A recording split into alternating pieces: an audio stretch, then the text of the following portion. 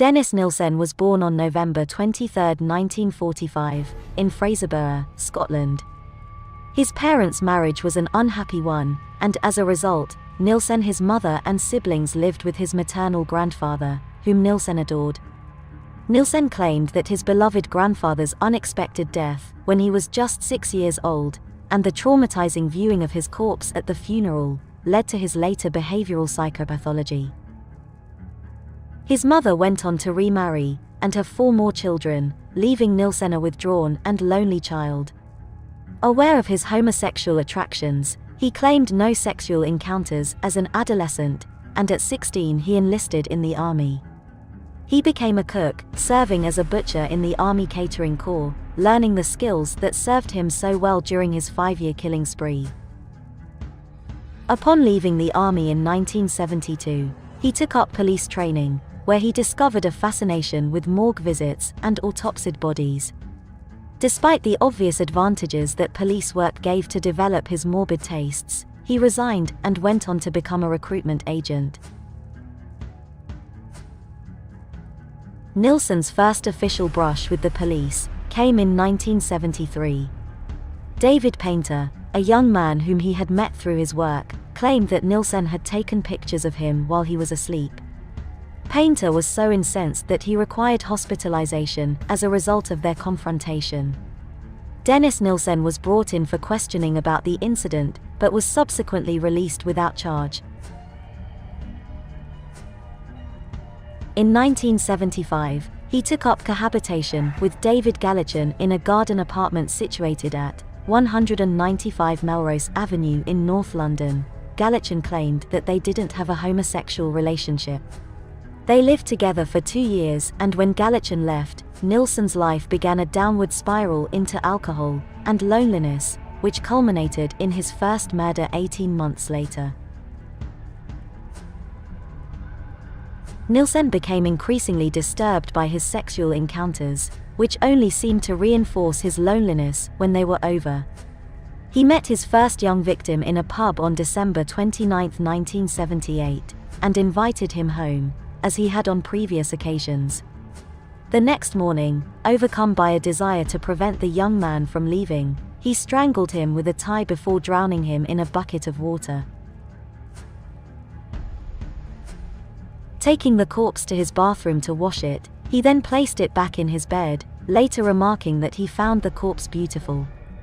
He attempted to have sex, unsuccessfully, then spent the night sleeping next to the dead man.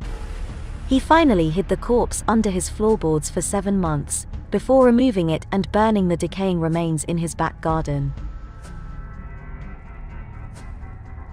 He had another close call with the police in October 1979, when a young student accused him of trying to strangle him during a bondage play session. Despite the student's claims, no charges were pressed against him. Nilsen encountered his second victim, Canadian tourist Kenneth Ockenden, at a pub on December 3, 1979. Following a day of sightseeing and drinking, which ended at Nilsen's apartment, Nilsen again succumbed to his fears of abandonment and strangled Ockenden to death with an electrical cable. He cleaned up the corpse as he did before, and shared the bed with it overnight. He took photos, engaged in sex, and finally deposited the corpse under the floorboards, removing it frequently and engaging in conversation, as if he were still alive. His next victim was prostitute Billy Sutherland, 27, who had the misfortune of following Nilsen home one night. He too was strangled. Another one of his victims, 24-year-old Malcolm Barlow, was an orphan with learning disabilities, who was soon dispatched by strangulation. By 1981, Nilsen had killed 12 men in the apartment, of whom only 4 could be identified. Given his penchant for preying on the homeless and the unemployed in a large city, this is probably less surprising than it might be in a smaller community. Nilsen claimed he went into a killing trance and on 7 occasions, actually freed the men rather than complete the act because he was able to snap out of it. The majority of his victims were not so lucky. By the time Barlow was killed, Nilsen was forced to stuff him under the kitchen sink, as he was rapidly running out of storage space, with half a dozen bodies hidden around the apartment. He was forced to spray his rooms twice a day, to be rid of the flies that were hatched from the decomposing bodies. When neighbors complained about the smell, he convinced them they stemmed from structural problems with the building. To get rid of the corpses, he would remove his clothing and dismember them on the stone kitchen floor with a large kitchen knife, sometimes boiling the skulls to remove the flesh, and placing organs and viscera in plastic bags for disposal. He buried limbs in the garden, and in the shed, he stuffed torsos into suitcases until he could burn the remains in a bonfire at the end of his garden. On occasions, he would burn fires all day, without raising any suspicion from neighbors. He generally crushed the bones once the fire had consumed the flesh, and police found thousands of bone fragments in the garden during later forensic examinations. In 1982, in a desperate attempt to stifle his homicidal behavior, he moved into a top-floor apartment at 23 Cranley Gardens, Muswell Hill, in North London, which had no garden and no convenient floorboards. Still unable to quell his impulses, a further 3 victims were killed in this apartment between his arrival and February 1983. These victims were identified as John Howlett, Archibald Graham Allen, and Stephen Sinclair, and presented Nilsen with much greater disposal challenges, given the apartment's lack of direct access outdoor space. He overcame these obstacles by boiling the heads, feet, and hands, and dissecting the bodies into small pieces that could be flushed down the toilet and disposed of in plastic bags. In early February 1983, one of them called out drain specialists Dynarod to investigate a drain blockage. In the presence of the tenants, including Nilsen, the technician discovered rotting human remains when he descended via the outdoor manhole, and it was decided that a full inspection would be conducted the next day, after which the police would be called in to investigate. Nilsen, increasingly aware of the prospect of capture, tried to cover his tracks by removing the human tissue from the drains that night, but was spotted by the downstairs tenant, who became suspicious of his actions. It was reported that, on the morning of February 9, 1983, he told a work colleague laughingly, "If I'm not in tomorrow, I'll either be ill, dead or in jail." Nilsen was met on the evening of February 9 by Detective Chief Inspector J, who informed him that they wished to question him in relation to the human remains that had been discovered in the drains. Upon entering the apartment, J noticed the pervasive foul odor, and asked Nilsen what it was, at which point he calmly confessed that what they were looking for was stored in bags around the apartment, which included 2 dismembered heads and other larger body parts. Upon his arrest, he immediately provided exhaustive details about his killing spree, admitting to killing 15 young men, despite receiving a legal caution. He also admitted to the attempted murder of 7 others, although he could name only 4 of them. At no point did he show any remorse, and appeared eager to assist the police with amassing evidence against him, even taking them to his old address to point out specific disposal details. After the confession, Nilsen was held at Brixton Prison pending trial. Whilst there, he wrote over 50 notebooks of his memories to assist the prosecution, and also drew what he referred to as sad sketches, which detailed his treatment of some of his victims. He seemed ambivalent about his fate, at turns without remorse, and then showing concern about public attitudes towards him. He fired his legal counsel, then rehired him, and fired him once again, shortly before he came to trial.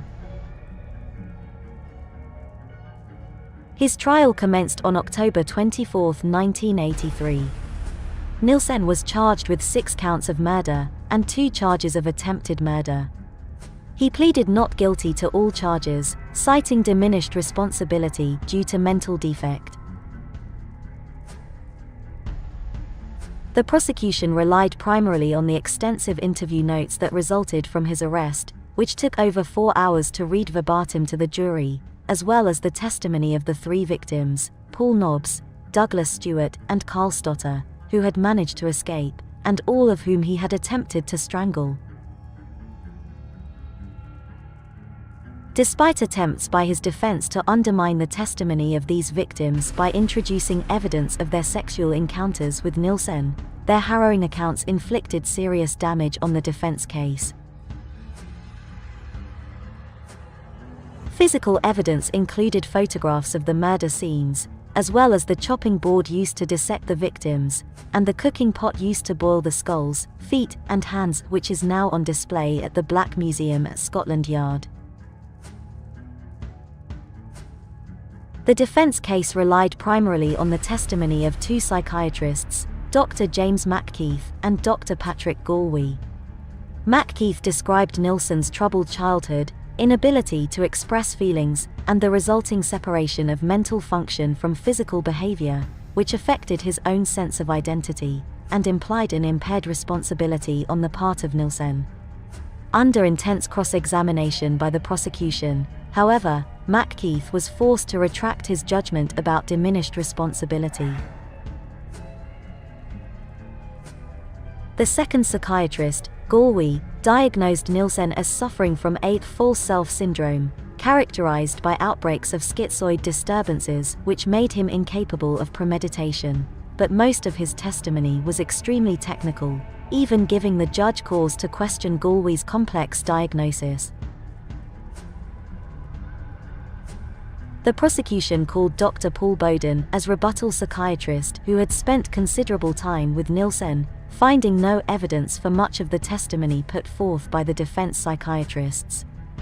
He stated that Nilsen was manipulative, with some signs of mental abnormality, but nevertheless still cognizant of, and responsible for his actions.